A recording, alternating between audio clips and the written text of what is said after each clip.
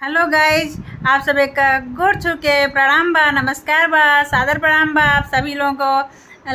और आप सब एक देखी एक हमार लइका बा भोजपुरी सिंगर बा और आप सब से मिलावत बाटी और आप सब के गीत सुनाल चाहत बाटा। आप सब बताई भी लोग इनका गीत कैसन बा, तो आप सब जरूर बताई भी लइका का गीत सुन के, काहे कि बहुत भोला लइका बा। तो आप सब लइका का गीत सुन के जरूर बताए भी कैसन बा ये गीत। तो ये लइका सुनाइए।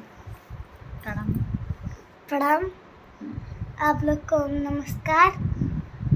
हम आए हैं संगीत दुनिया 1984 के पास।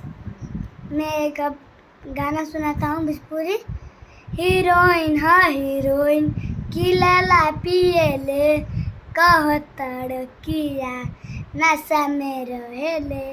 हीरोइन हा हीरोइन की लैला पिएले, कहतड़